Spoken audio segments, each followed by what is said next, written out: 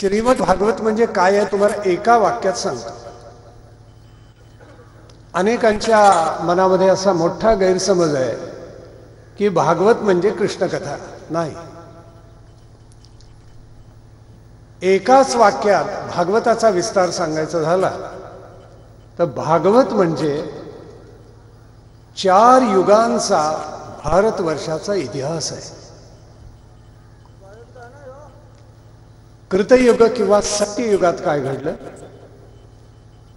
त्रेतायुगामध्ये काय घडलं, त्रेतायुग प्रभू रामचंद्रांचं, द्वापर युगात प्राधान्यानं काय घडलं म्हणजे भगवान श्रीकृष्णांच्या युगामध्ये, आणि विद्यमान कलियुगामध्ये काय घडते आणि ते घडू नये म्हणून त्याच्यावर उपाय कोणते, हे ज्या ग्रंथामध्ये सांगितलेलं आहे त्याला श्रीमद भागवत म्हणतात.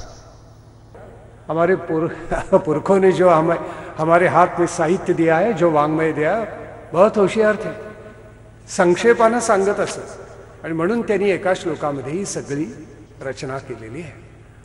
त्यापैकी भागवत महापुराणाचा आपण अभ्यास इथून आज पुढे 7 दिवस करणार आहोत. पहिला जो आपण श्लोक म्हटला, वसुदेव वसुतम देवम, आपण नित्य म्हणतात किंवा यम ब्रह्माही घरोघरी म्हटला जातो. त्यानंतर शेवटचा जो श्लोक म्हटला त्यांनी भागवत पुराणाचा प्रारंभ आहे.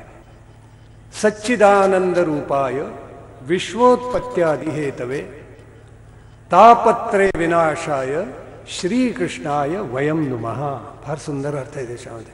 काय सांगितलं बघा, या कृष्णाचं रूप कसं आहे ते सांगितलेलं आहे. जो परमात्मा परब्रह्म आहे तो सत चित आणि आनंद स्वरूप आहे.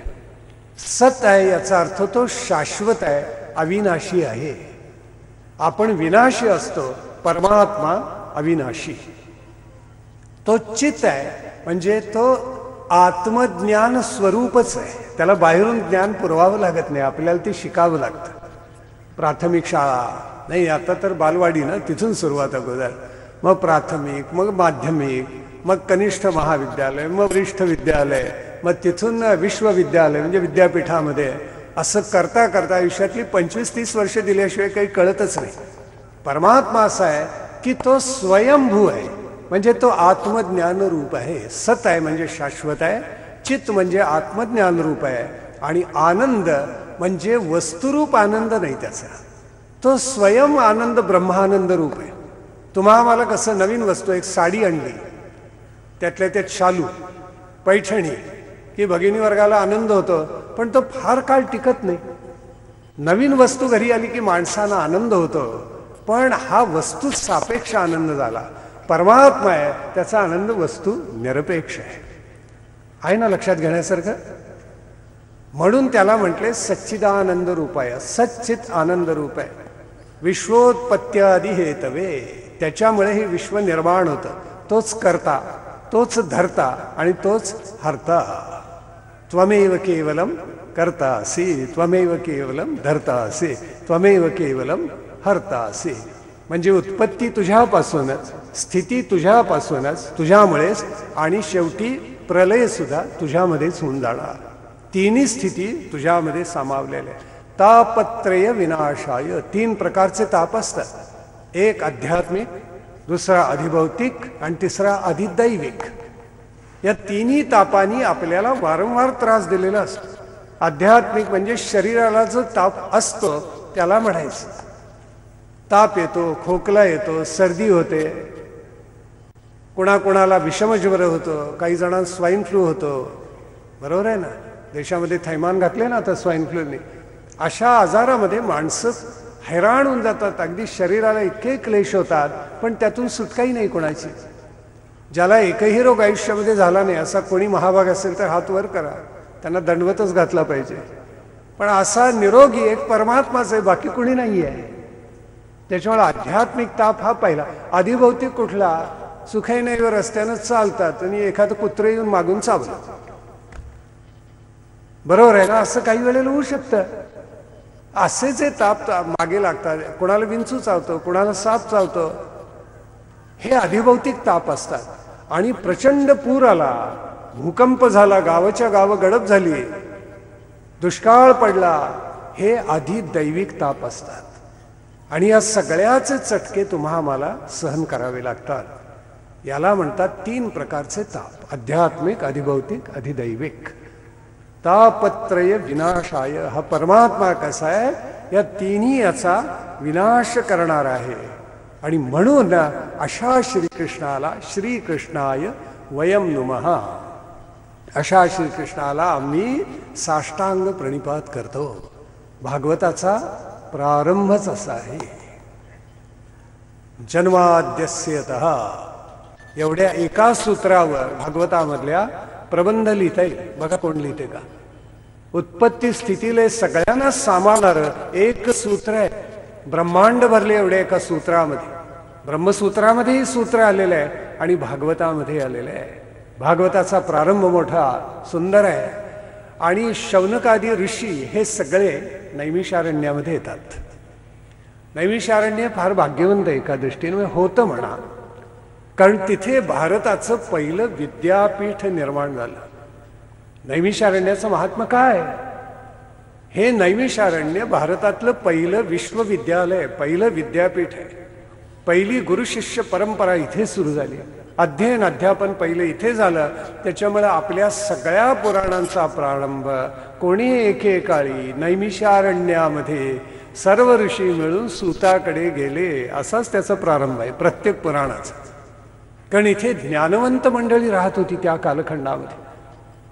आणि म्हणून शौनकादी ऋषी उठले आणि सूताला भेटायला आले. आणि ते म्हणतायत की सगळी सृष्टी कलियुगाने गांजून गेलेली आहे. कलियुगामध्ये नातीगोती माणसं जाणत नाहीत. सदाचार माणसांनी टाकून दिलेला आहे.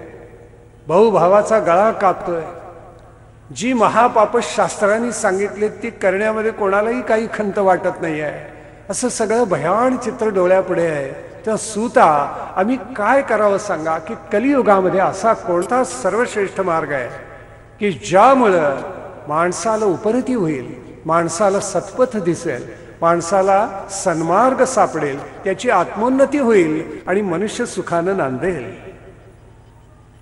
तर सूताने क्षणभर विचार केला आणि ते म्हणतात की खरंच आहे, आपण म्हणता येते कलियुग भयान झालेलं आहे, पण या कलियुगावर मात करेल असा एक सुंदर मार्ग आपल्याकडे आहे. आणि तो कोणता आहे. तो सूत त्या शौनकादी सगळ्यांना सांगतात की शुकदेवानी म्हणजे महर्षी व्यासांच्या पुत्रांनी श्रीमद भागवतावर प्रवचन केलेली आहेत. आणि ते इतकं थोर शास्त्र आहे, जो त्याचं पठण करेल त्याचा उद्धार होणारच, त्याची आत्मोन्नती होणारच, तो सन्मार्गाकडे वळणारच. आणि म्हणून जरी कलियुग हे भयान असलं तरी सुद्धा तुमच्या आमच्या दृष्टीने इतकी चांगली गोष्ट आहे की या शुकाचार्याने तुमच्या आमच्यासाठी अमृतरूपी संवाद ठेवलेला आहे. तर जे हे भागवताचं पारायण करतील, पठण करतील आणि त्याप्रमाणे आचरण करतील. तीर्थक्षेत्र तर पापांचा नाश करणारी असतात असं म्हटलं जातं, पण खरं सांगू का आपल्याला, जे पाप केलं त्याचं फळ मिळणार आणि जे पुण्य केलं त्याचंही फळ मिळणार. मी आता पुण्य केलं म्हणून माझं मागचं पाप धुतलं जाईल असा गैरसमज मनात असेल तर पहिल्यांदा काढून टाका. त्या पापाचंही फळ मिळणार आणि पुण्याचंही फळ मिळणार. गंमत अशी झाली, बघा कसं असतं कलियुगाचं महात्म्य, की नारद महर्षी निघाले स्वर्गामध्ये. आता आपल्याकडे जवळजवळ 7-8 नारद सांगितलेत बरं का, पण त्यातले सगळ्यात प्रसिद्ध म्हणजे कळ लावे. पण ते कळ लावायची अशी की त्याचा परिणाम चांगला व्हायचा, ही गंमत आहे त्यांची. बरोबर आहे ना. दुपारचं सत्र जरा अवघड असतं बरं का, पोटात अन्न विसावलेलं असतं. मग आपलंच मन विचारायला लागतं, अन्न ब्रह्मश्रेष्ठ का परब्रह्मश्रेष्ठ. तेव्हा जरा सावधानपणे ऐका म्हणजे झालं. देवर्षी नारद निघाले, त्यांना मुक्त प्रवेश आहे. देव असो, दानव, मानव, यक्ष, गंधर्व, किन्नर, विद्याधर, कोणी नारद गेले की स्वागत. नारद आले. गंगा यमुनेच्या तटाकी त्यांनी एक अद्भुत दृश्य पाहिलं. एक तरुणी विलाप करत होती आणि तिच्या समोर 2 वृद्ध मूर्छित होऊन पडलेले होते. नारदांना मोठं आश्चर्य वाटलं. आणि ते पुढे गेले आणि म्हणाले, हरिसंकीर्तन करत मी सगळीकडे हिंडतो, आणि तरी एवढी दुःख असावीत या सृष्टीमध्ये. आणि त्यांनी विचारलं, बाई ग तू कोण आहेस, का रडतेस अशी? त्यावेळेला तिने जे उत्तर दिलं ते मोठं विलक्षण आहे. ती म्हणते, नारदा मी भक्ती आहे, माझं नाव भक्ती. आणि तिनं सांगितलं, उत्पन्ना द्राविडे साहम वृद्धिम कर्नाटके गता. काय सुंदर सांगते बघा ती. मी उत्पन्न कुठे झाले? द्रविड प्रांतामध्ये उत्पन्न झाले. द्रविड देश म्हणजे आजचा तामिळनाडचा काही भाग आणि केरळचा भाग मिळून त्यावेळेला द्रविड देश होता, म्हणजे दक्षिणेकडचा. मी तिथे निर्माण झाली, भक्ती महाराष्ट्रात निर्माण झालेली नाही. खोटा अभिमान कोणी बाळगायचं कारण नाही त्याविषयी. फार अगोदर तामिळनाडूमध्ये आळवार संतांनी भक्ती आणली आणि त्याचा प्रवाह यायला मध्ये बरीच म्हणजे 8-9 शतकं जायला लागलेत. नंतर महाराष्ट्रामध्ये हा प्रवाह आला. उत्पन्ना द्रविडे साहम वृद्धिम कर्नाटके गता. मी वैभवाला कुठे चढले? भक्ती सांगते तर कर्नाटकामध्ये.